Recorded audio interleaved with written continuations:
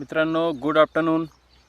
मित्रांनो, आम्ही आज आलो आहे शेतामध्ये आणि शेतामध्ये बघा आम्हाला काय आज खायला मिळालं. शेतकरी जसा असतो त्याचप्रमाणे शेतीतले कपडे आणि शेतीतला जो पैनावा असतो. मित्रांनो, चांगले कपडे घालून शेतीमध्ये येऊन काही फायदा नाही. तुम्ही या मातीचा आनंद घेऊ शकणार नाही. याच ठिकाणी माझ्यासोबत मानस आणि कलश पण आहे. कलश हाय कर.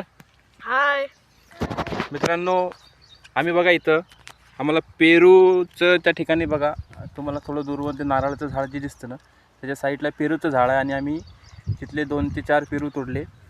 इथं पेरूचा हा बघा, हा थोडा पिकलेला होता, त्याच्यामुळे हा डायरेक्टली आम्ही खातो इथं. पण हे जे 3 दिसतात त्याला मस्तपैकी मिरची आणि मीठ लावून आम्ही खाणार. हा ना कलश?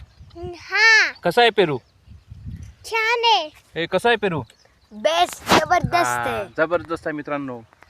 याला म्हणतात गावरान पेरू. ना काही फवारणी केलेली, ना काही खत टाकलेलं. नॅचरल पद्धतीनं आला, नॅचरल पद्धतीनं काका हा पिकला आणि नॅचरल पद्धतीनं हा माझ्या पोटात चाललाय.